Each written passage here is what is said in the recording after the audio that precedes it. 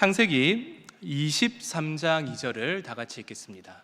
23장 2절입니다. 다 같이 읽습니다. 시작. 사라가 가나안 땅 헤브론 곧 기럇 아르바에서 죽음에 아브라함이 들어가서 사라를 위하여 슬퍼하며 애통하다가. 아멘. 사라가 죽음을 맞이합니다. 그러자 본문은 아브라함이 애통해하고 슬퍼했다라고 합니다. 여기서 슬퍼하다의 원어의 뜻은 죽은 사람을 보고 느끼는 비통함입니다.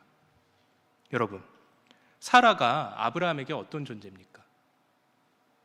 고향과 친척과 아비의 집을 떠나 갖은 고생을 할 때 항상 곁에서 그를 지켰던 존재가 바로 사라입니다. 그리고 창세기 2장에서 아내는 내 뼈 중에 뼈요 살 중에 살인 존재, 즉 나와 가장 가까운 가족이며 동시에 나와 같은 존재입니다. 그런 아내가 죽습니다. 실제로 사람이 느끼는 정신적인 고통 중에 가장 큰 고통이 배우자를 보냈을 때의 슬픔이라고 합니다. 그래서 아브라함이 오늘 본문에서 비통해합니다. 그리고 아브라함은 슬퍼했을 뿐만이 아니라 애통해했다라고 합니다. 여기서 애통하다는 히브리어로 바카라고 합니다. 이 바카는 조금 독특한 단어입니다. 슬플 때 사용하기도 하지만 다른 경우에 사용하기도 합니다. 잠시 창세기 45장을 보겠습니다. 이렇게 나옵니다. 자기 아우 베냐민의 목을 안고 우니 베냐민도 요셉의 목을 안고 우니라. 아멘. 요셉이 수십 년 만에 자신의 친동생인 베냐민을 만나고 감격해서 우는 장면입니다. 이때의 울음이 바로 바카입니다. 즉 여기서의 바카는 기뻐하며 울다입니다. 그렇다면 오늘 본문의 아브라함의 울음은 기쁨의 울음일까요? 슬픔의 울음일까요? 아마 여러분이 짐작하다시피 둘 다일 것입니다. 왜냐하면 우리 모두는 결국 하나님의 품으로 가기 때문입니다. 그래서 우리의 죽음은 남겨진 자에게는 고통이지만 떠나간 자에게는 안식입니다. 결국 사라의 죽음은 아브라함에게 고통이자 동시에 기쁨이 됩니다. 이런 사라의 죽음 후에 아브라함은 본격적으로 자신이 해야 할 일을 시작합니다.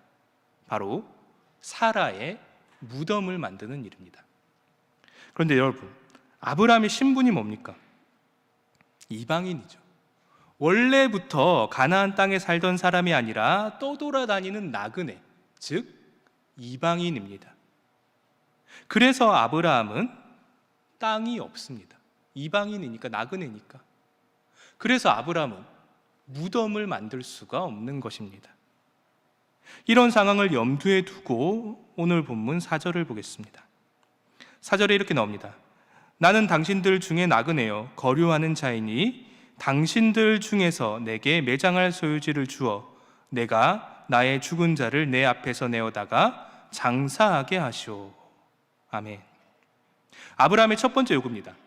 나는 나그네이니 당신들이 소유지를 주면 그때 사라를 장사하겠다.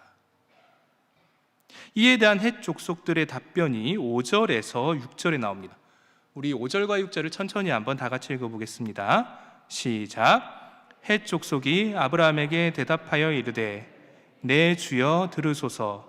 당신은 우리 가운데 있는 하나님이 세우신 지도자이시니 우리 묘실 중에서 좋은 곳을 택하여 당신의 죽은 자를 장사하소서. 우리 중에서 자기 묘실에 당신의 죽은 자 장사함을 금할 자가 없으리이다. 아멘. 일단 겉으로 보기에는 분위기가 너무 좋아 보입니다. 굉장히 좋아 보이죠. 그런데 4절과 6절을 한번 비교해 보겠습니다. 자, 4절과 6절을 보시면 색깔이 칠해진 부분을 중심으로 보십시오. 아브라함은 자신을 뭐라고 합니까? 나그네라고 합니다. 하지만 헷 족속은 6절에서 내 주여라고 합니다. 그리고 아브라함은 당신 중에라고 하지만 헷 족속은 우리 가운데라고 말합니다. 분위기가 어때 보입니까? 굉장히 좋아 보이죠. 마치 헷 사람들이 아브라함을 높여주는 것만 같이 보입니다. 그런데 여러분도 아시다시피 우리의 세상은 그렇게 만만한 세상이 아닙니다.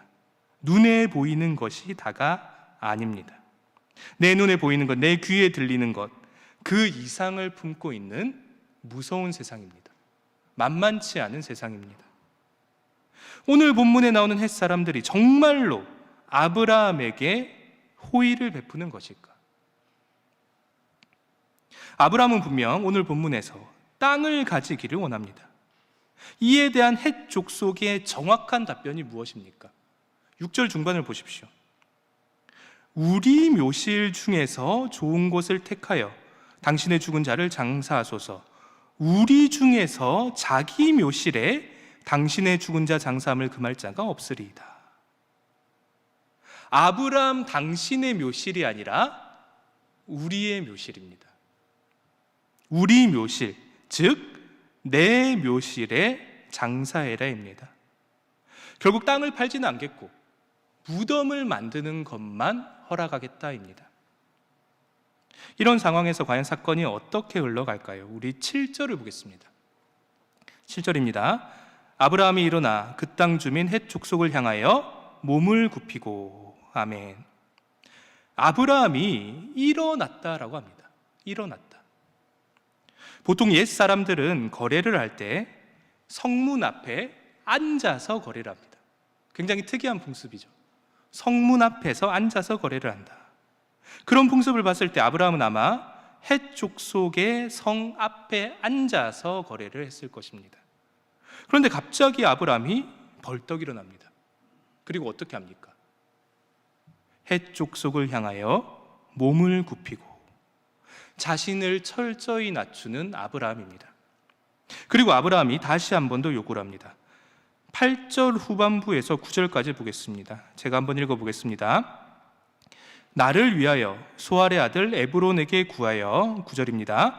그가 그의 밭머리에 있는 그의 막벨라 굴을 내게 주도록 하되 충분한 대가를 받고 그 굴을 내게 주어 당신들 중에서 맺더니 그가 헷 족속 곧 성문에 들어온 모든 자가 듣는 데서 아브라함에게 대답하여 이르되 내 주여 그리 마시고 내 말을 들으소서. 내가 그 밭을 당신에게 드리고 그 속의 굴도 내가 당신에게 드리되 내가 내 동족 앞에서 당신에게 드리오니 당신의 죽은 자를 장사하소서. 에브론이 성문 주변의 모든 사람이 듣는 중에 공공연하게 이렇게 외칩니다. 굴은 당연히 주고 그 주변에 밭도 드리겠습니다. 이상하죠. 아브라함은 분명히 돈을 주고 사겠다라고 합니다. 근데 에브론이 공짜로 준다라고 합니다. 이게 과연 좋은 걸까? 여러분, 다른 사람에게 대가 없이 받는 것을 지칭하는 단어가 있습니다. 뭡니까? 바로 빚입니다. 대가 없이 받는 걸 빚이라고 합니다. 일정한 대가를 치르지 않고 얻는 것들은 결단코 내 것이 될 수가 없습니다. 내게 아닌 겁니다. 한번 오늘 본문에서 아브라함이 땅을 공짜로 받았다라고 가정해 봅시다. 그러면 아브라함은 에브론에게 빚진 자가 됩니다. 그런 상황에서 만약에 훗날 에브론이 아브라함에게 해서는 안 될 부탁을 하면 어떻게 될까요? 굉장히 곤란해지겠죠. 그래서 아브라함은 그것을 간파하고 세 번째 제안을 합니다. 13절입니다. 우리 13절을 다 같이 읽겠습니다. 시작. 그 땅의 백성이 듣는 데서 에브론에게 말하여 이르되 내 말을 들으시오. 내가 그 밭값을 당신에게 주리니 당신은 내게서 받으시오. 내가 나의 죽은 자를 거기 장사하겠노라. 아멘. 아브라함이 정확히 말하죠. 공짜로 받을 수 없다. 돈을 주겠다. 이때 에브론의 심정이 어떨까요?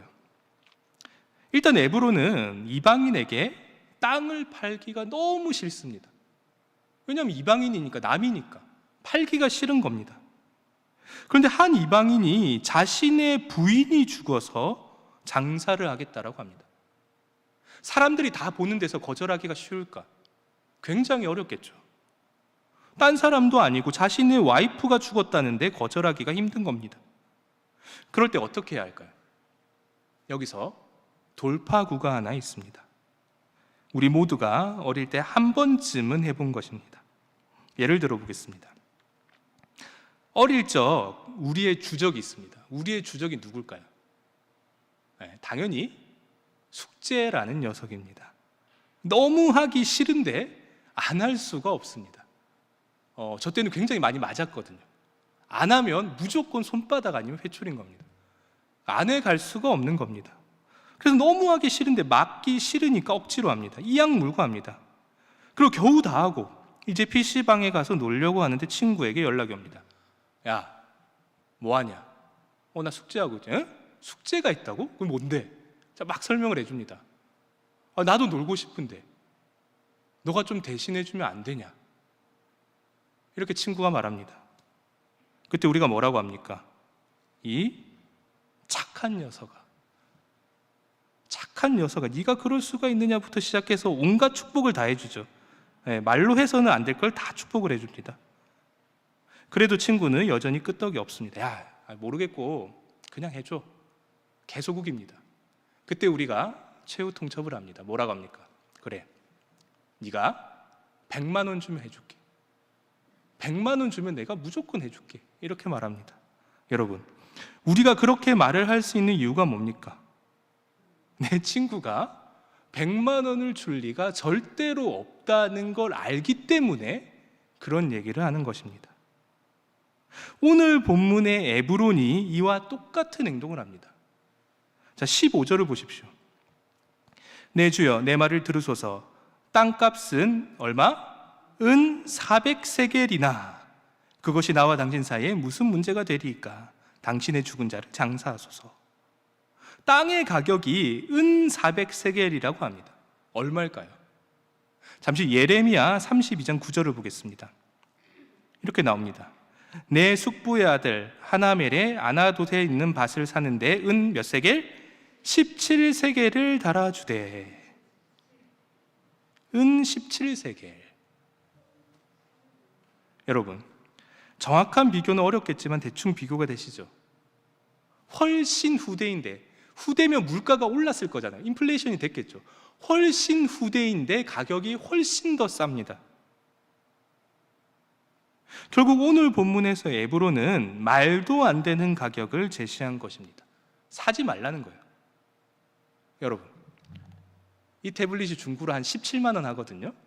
400만 원에 사실 분. 400만 원에.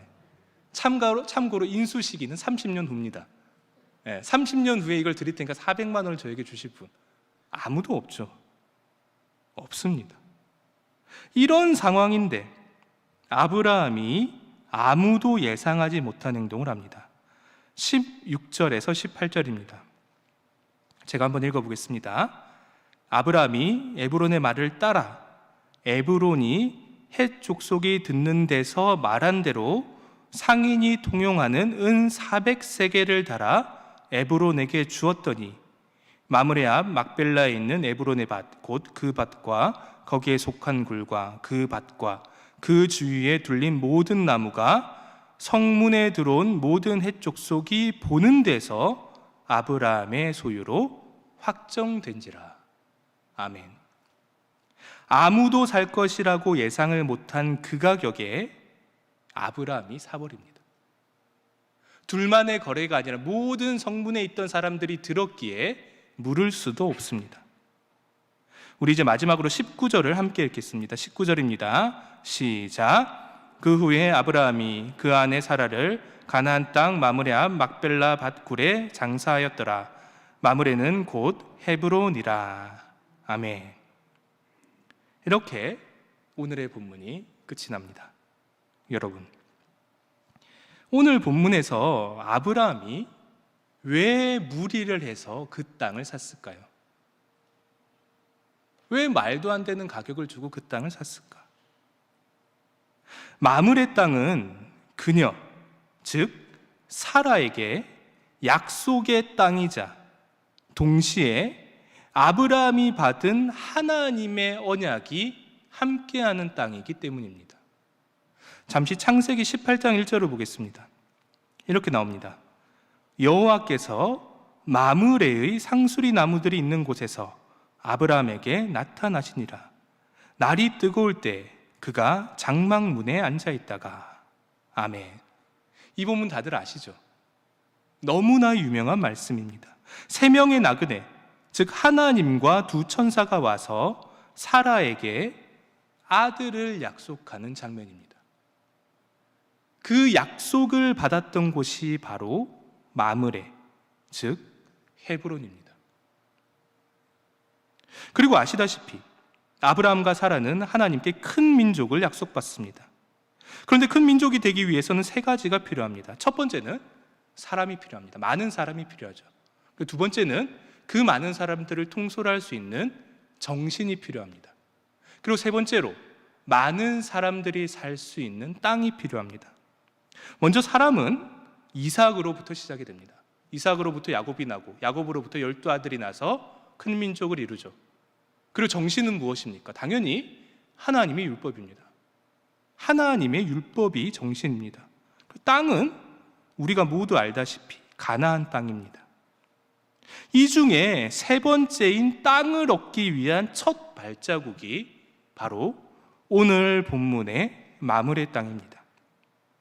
아브라함이 75세 때 언약을 듣고 수십 년 만에, 1, 2년이 아닙니다. 수십 년 만에 처음으로 가나안 땅의 일부를 얻은 겁니다. 처음으로 얻은 가나안 땅입니다. 그리고 이 조그만 땅에서 그 위대한 하나님의 나라가 시작이 됩니다.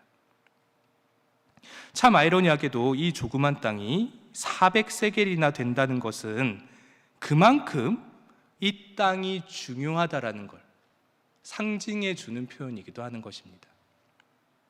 400세겔에 감사하라. 아멘. 여러분, 아브라함의 가족과 후손들이 이곳에 묻힌 의도는 분명합니다.